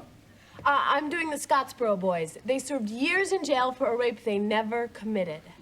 I'm taking the Mary Fagan case. This Jewish guy from Brooklyn was wrongly convicted of murdering this 13-year-old girl. He was pardoned, but then a lynch mob got to him. That was also the case that led to the formation of the Anti-Defamation League, was it not? Okay, Vicky? Linnell Jeter. He was sentenced to life for a $615 robbery that he didn't even commit. The charges were dropped recently, but the arrest is still on his record. I'll be taking the case of Vice President Spiro T. Agnew, who was forced to resign when he was convicted of income tax evasion. Spiro Agnew was never exonerated. Not yet. Which leads us to one of the most difficult questions. What do we, as a society, do to compensate someone who has been wrongfully convicted, or incarcerated, or even executed? Exactly. Which reminds me, Darlene, I think this belongs to you. Mr. Moore, my ring, where'd you get it? No questions asked. You're right, Mr. Moore. What difference does it make anyway? The only thing that matters is that I've got my grandmother's ring back. Thank you. I didn't take it. Darlene, has nothing we've discussed here registered with you? I mean, the Scottsboro boys, Linnell Jeter, Randall Adams. They didn't take my ring. He did. Wait, I didn't tell you about my report. It's gonna be about me, Alex Torres, accused, tried, and convicted of stealing by the IHP. It's a good thing you guys don't have a rope. TJ, I bet you have something to add to this, huh? No. I'll be right back. TJ, wait a minute. Do I have chump tattooed on my forehead? Does Alex? No. Then why is it you're letting him take the rap for you? Mr. Moore, I'll thank Alex later and tell him I appreciate what he did. Will that satisfy you? Well, we're not doing this just to satisfy me. Okay. But I can't tell Darlene in front of the whole class. You gotta understand that. Okay. Darlene, you want to step out here for a moment? Mr. Moore, don't go. That girl has Lee press-on claws. Yes? Well, I think TJ has something she wants to say to you. Are you gonna talk or play charades? I'm the one who took your ring. You? Yes, but please believe me, I didn't mean to steal it. See, it was sitting on your desk and I put it on, well, and it got stuck. And anyway, I'm sorry. Well, thank you for telling me the truth, TJ. I mean, I know it couldn't have been easy for you. You're telling me. And anyway, I can appreciate any girl envying a ring like this, especially one in your circumstances. Darlene. I imagine it's like going window shopping or going into a store and trying on expensive dresses, knowing all the time that you can't possibly buy one. I think that's a gracious enough acceptance. Do you mind, Mr. Moore? TJ and I are trying to have a heart-to-heart here. Well, I just don't want to see anyone's heart ripped out. Mr. Moore, I'm okay. Darlene, I know what you're trying to get at. And I know deep down inside you have a really good soul. I mean, way deep down. Well, thank goodness that's all cleared up and over with. Is it? Well, yeah. I've got my ring back. I've accepted TJ's apology. What about Alex? Oh, Mr. Moore, Alex doesn't need to apologize for anything. Oh. Yeah, shall we? TJ, where do you think you're going? We're done here, aren't we? What about Alex? Mr. Moore, Alex doesn't need to apologize for anything.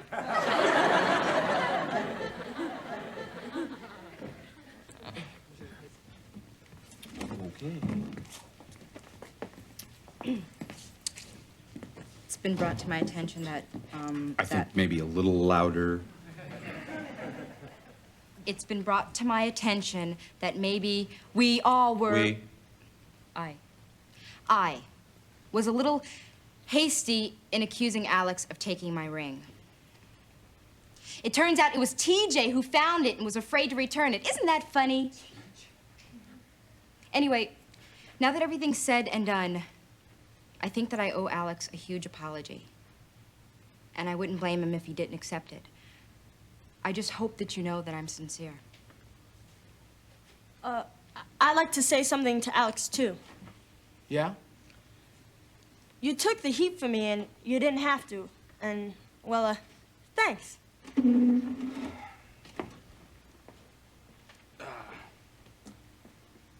Sorry.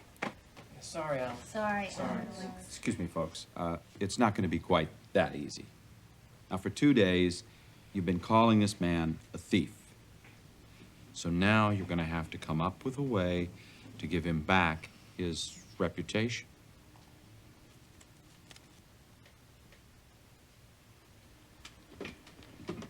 Well, I could write a documentary. Hey, it's okay. Apologies accepted. Everybody.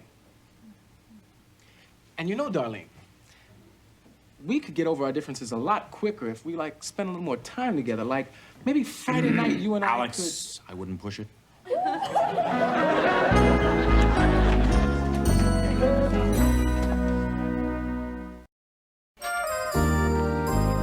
Charlie, good news. The Board of Education has notified me you're alive. Great! Unfortunately, they'll probably dock me for the day I was dead. Well, it could be worse. Your 6-month maternity leave starts Tuesday. Hey, Vicky, what's up? Not one red cent. What? I've heard all about you, Mr. Mooch. You only talk nicely to people if you want to borrow money. Now, wait a second. That is not true. I was also told that you'd say that. You're a liar, you're insincere, and you're absolutely not to be trusted. Have a nice day. Vicky, come on! Hi, Dennis. Have a nice day.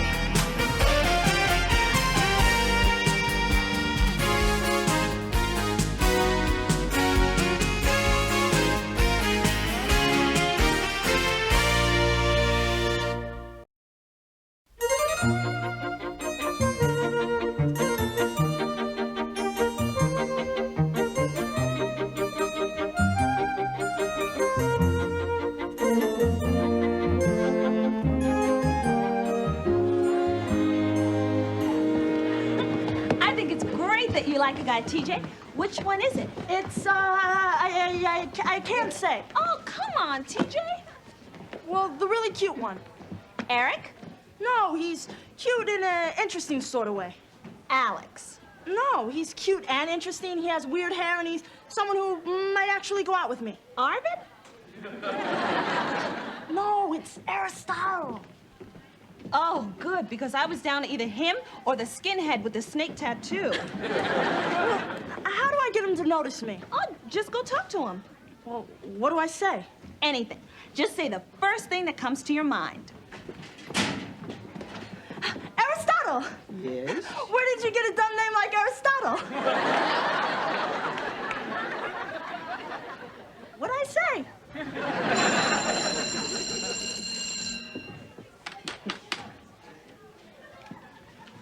Hey. Hi. Okay, before we get started, I want to remind you that your essays are due before the end of the week. Arvid, are you okay? You all right, Arvid? Arvid, are you all right? What's the matter? What? What? You acting like somebody died or something. Who died? Someone in your family? Your mom? Your aunt. Uncle. Your grandma? Arvid. Who died? My dog! Wow. Hey, Arvid, about your dog. Poor Einstein. Yeah. Well, I just wanted to tell you, I'm really sorry about him dying, and oh, what am I saying? I'm not sorry. That dog hated me. He did not. Einstein loved you. No, he loved my leg. Listen, Arvid, we're all sorry about most of us are sorry about your dog. Okay. Thank you, Mr. Moore. Somebody tell me the Republican campaign slogan for 1928. A chicken in every pot and 2 cars in every garage. That's right. Somewhat ironic by the 1930s, though, since in 1932, the reporter who actually coined the phrase was broke and begging for money to support his wife and 3 children. That's terrible. That was the Depression. And here comes the inflation. Excuse me, Mr. Moore. I hope I'm not disturbing anything important. Oh, no, just a lesson I spent several hours preparing. Yeah. As you know, tomorrow night is the first of 2 meets against Bronx Science.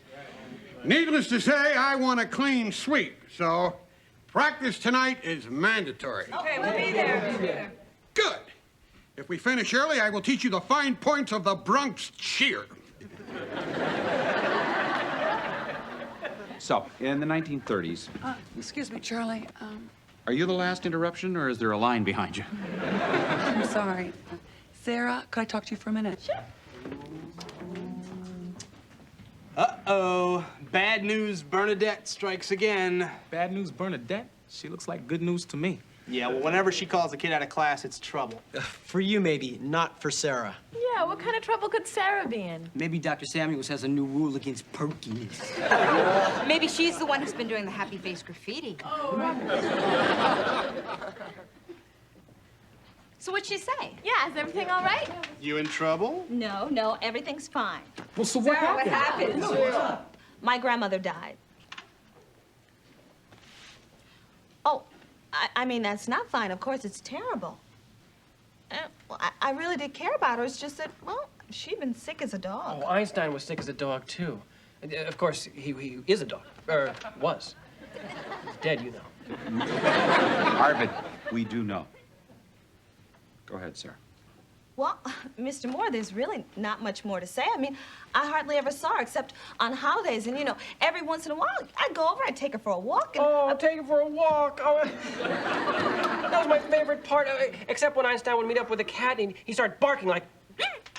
Arvid, we're all sorry about your dog, but Sarah has just lost her grandmother. You're right, Mr. Moore. First my dog and then her grandmother. They say they always go in threes.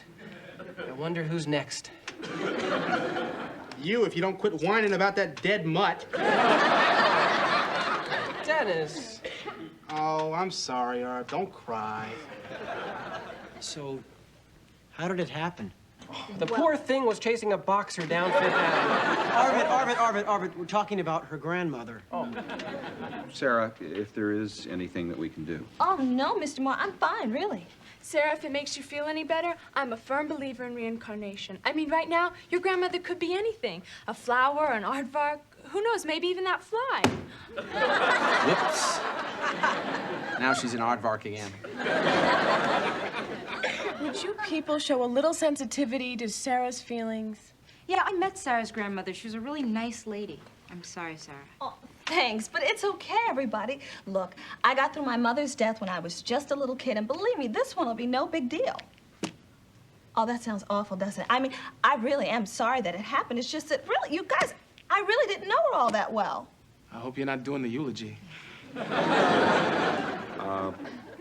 I think I can understand how Sarah feels. Now, what do we really know about our grandparents anyway? I mean, every year there's a couple of dollars stuck into a birthday card. Yeah. And they all have a tendency to leave hard candy on the coffee table. Yeah, that's her. But what do we really know about their lives? I mean, they are the best source of living history that we have. Listen, for tomorrow, I want you to investigate the lives of your grandparents during the Depression and be prepared to deliver an oral report tomorrow, okay? Okay. Okay, see you then. Mr. Moore. Yeah, have a good day. Bye, Mr. Moore. Sarah. Listen, in view of the situation with your grandmother, you don't have to deliver your report tomorrow, okay? Why? Well, it seems like you don't really want to talk about her. Look, Mr. Moore, I'm fine, really. Mr. Moore, even though I too have suffered a loss, I'd be happy to do the assignment.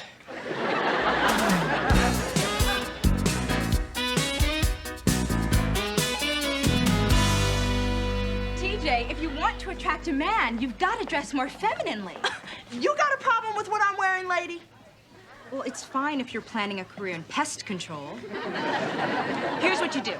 You start with an Anne Klein silk blouse, maybe a cashmere sweater. Pringle makes a nice line. Liz Claiborne's doing some interesting things with pleated skirts this season. And you finish it off with a pair of Papagallo flats. By the way, who's the guy? Aristotle. What you're wearing will be fine.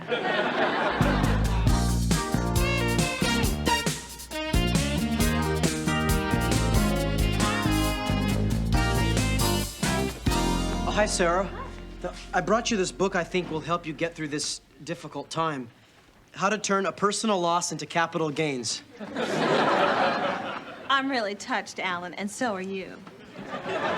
Sarah, are you sure there's nothing we can do to help? I am fine, and I'd be a lot better off if everybody would just stop being so nice to me.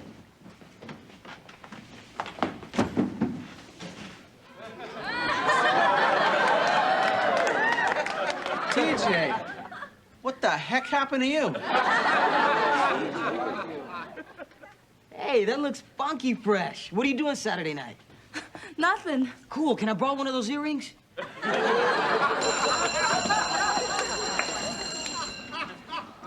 Engen, why weren't you at practice last night? Mr. Moore said it would be okay if I went home. You told him he could skip practice. May I speak to you? I think you should know that Arvid was in no condition to practice last night. Huh? There's been a death. Someone close? Yeah, you could say that. Well, why didn't you tell me so? Stand aside, Mr. Moore. This takes training and sensitivity. Engen, get over here. You know, I almost went into psychiatry. I could recommend several doctors.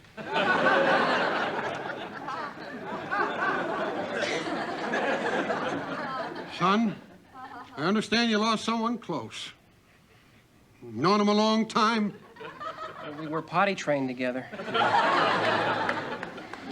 Must have been very hard on the family. Actually, it was hardest on me. My mother was really sick of him chewing the furniture, and Dad was really tired of him sniffing our guests. Kind of friend we talking about here? My dog. You mean to tell me you missed practice over some mangy mongrel?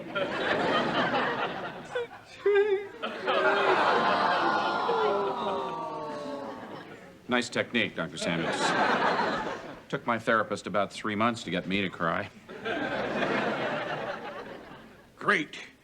Sarah's going to her grandmother's funeral. My star player's a basket case. We've lost. Oh, don't worry, Dr. Samuels. I'm not going to the funeral. What? That's the school spirit. Yo, T. Carry on. You're not going to your own grandmother's funeral? Well, I don't think I should miss the academic meet. Wow, that's cold. No, Sarah, you let us worry about the meet. You should go to the funeral. No, I don't believe in funerals. Sarah, it's your grandmother. Okay, you're right. My grandmother died, and I'm not going to the funeral, and I'm not crying, and I'm a horrible person. Now, can we please get on with the class?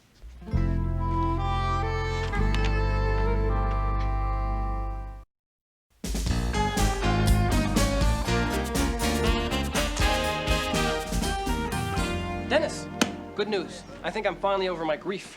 A little late. We already lost the academic meet. I know, I just couldn't stop thinking about my dog. Yeah, tell me about it. The sequel to Tom Sawyer's Huckleberry Finn, not Huckleberry Hound. Dennis, I'll make up for tomorrow night at the rematch. But I think I have the whole thing under control. Einstein may be dead, but that doesn't mean I can't be near him. I've got his ashes. You know, I think you may have something here, Arv. Add a little hot water. Cup-o-dog.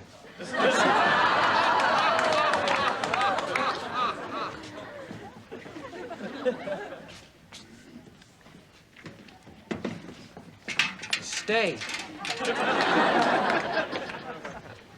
So, the idea of teaching entrepreneurship really sounds interesting, and I think we should discuss it further at a faculty meeting, Ms. Beard. Mr. Moore, I just want to tell you that I'm sorry about my outburst on Friday. It's okay. It's natural that you have a lot of emotions now, Sarah. It's good that you express them. You know, probably makes you feel better. Well, actually, it made me feel even worse. My father came back from the funeral, and he brought me this. My grandmother wanted me to have this locket.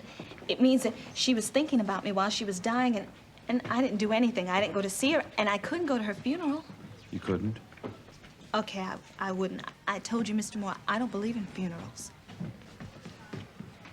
You really do look like your grandmother. I know.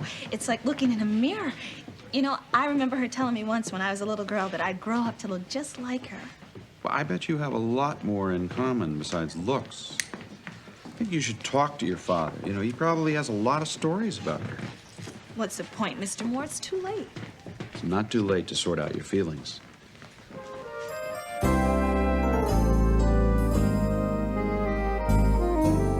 And what's really interesting about my grandpa is he's a vegetarian just like me. And today he's still alive, spry, and he has all his faculties. How old is he? 57. It's amazing. Well, I suppose we can all see.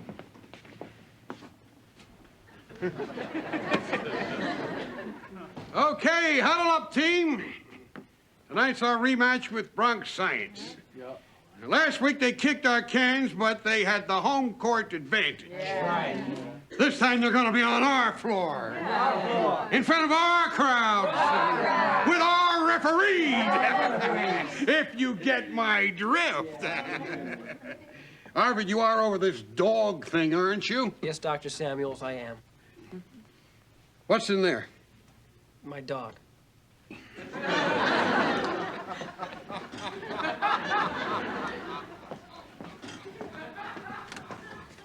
Oh, Mr. Moore, I'm sorry I'm late. I hope that's not a grandmother. Mr. Moore? Mr. Moore, you were right. I found out about my grandmother. I'm ready to do my report now. Good. Let's go.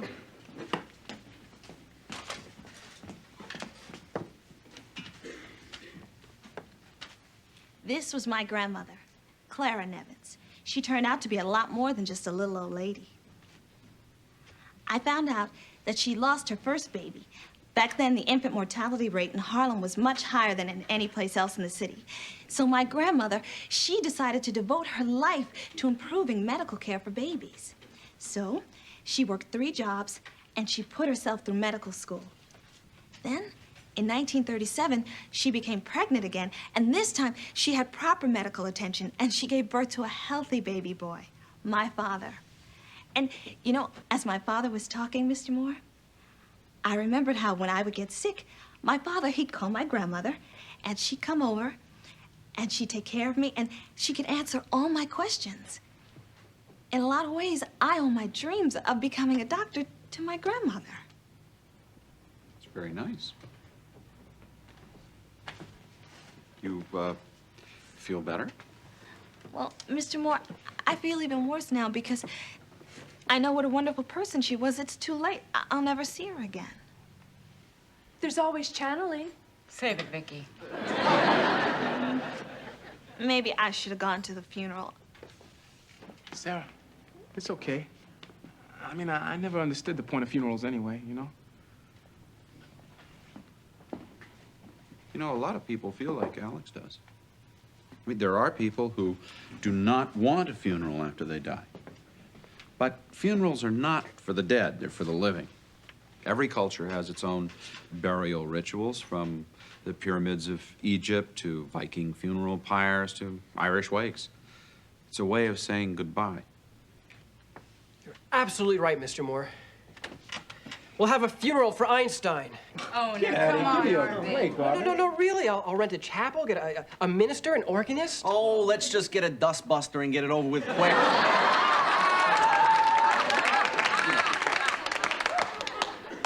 Seriously, we could do it right here after school, you know, before the academic meeting. Thanks, Mr. Moore. That's great. See you later, Mr. Moore. Hey, it'll be nice. Oh, come on, Mr. Moore. We're not really gonna have a dog funeral, are we? Well, look, Arvid is obviously having trouble getting over this, so maybe a funeral would help. If nothing else, it gives you a chance to show him that you do really care about him.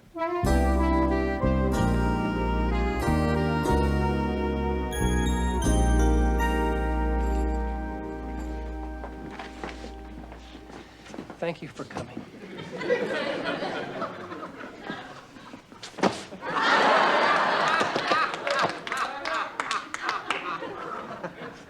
I bet this would look pretty weird to an outside observer. This looks pretty weird to an inside observer. Thank you for coming, Dennis. This is for you, not the deceased. Looks very nice, Arvid. Thanks, Mr. Moore. You know, I wanted it to be solemn, but not somber.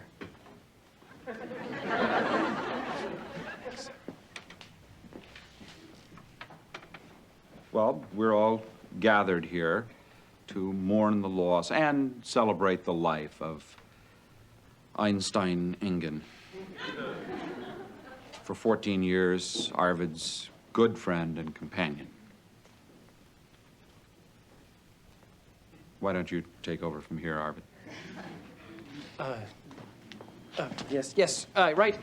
Before I begin my eulogy, I'd like to begin by showing a few slides to commemorate Einstein. First. When I was a lad, an old shepherd was This is Einstein chewing his very first pocket protector. This is Einstein with Dennis.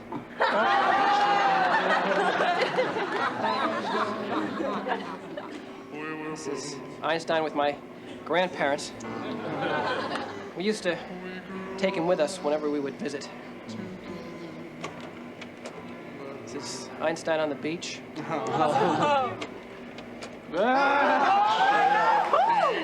The other, Einstein in the bathtub. This is playing Frisbee together. I never could catch it in my mouth like he did. Kept bouncing off my retainer.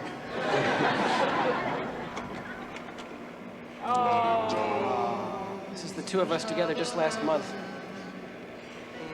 I know that to a lot of you, Einstein was just a dog, but he was a lot more than that to me.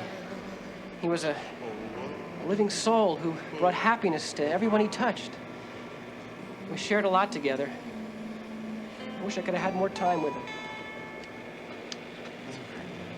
Arvid, that was really beautiful. It's very good, Arvid. Very nice. Dennis, you want to get the lights? It was very nice. So, would anyone else like to say anything? Sarah? Well, Arvid, I'm really sorry about Einstein. Thank you, Sarah. The last funeral that I went to was for my mother, and I was just a little girl. And I promised myself that I'd never go through that again because it hurt too much. And I guess that's why I didn't go to my grandmother's. Arvid, I know that this was for your dog, but to tell you the truth, the whole time I was thinking about her. Arvid, I feel like I have been to her funeral now. I know, it's weird, huh? To pay your last respects for somebody at a service for a terrier. If my grandma's watching, I wonder what she thinks. Well, chances are your grandmother was a very wise woman, and she saw a lot. I'm sure she'd see the humor in this. You're right. It's funny, isn't it? It's very funny. It is.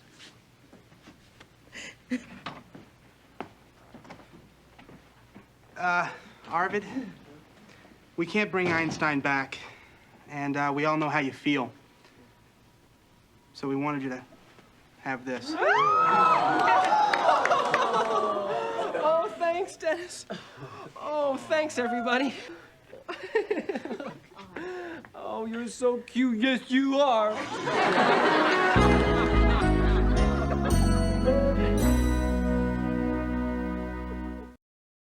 You know, if you don't want to go out with me, why don't you just say so instead of leading me on? TJ, I don't even know what you're talking about. Okay, go ahead. Play with my emotions. What are you saying? You want to go out with me or something? You know, you're really pushing it, buddy. Why don't you just drop a few hints? Hints? I tried to strike up a conversation with you. I pranced around in a really killer outfit for you. I played harder to get than Rubik's Cube. I've been in your face for the last week. Then why didn't you just ask me out? I'm shy.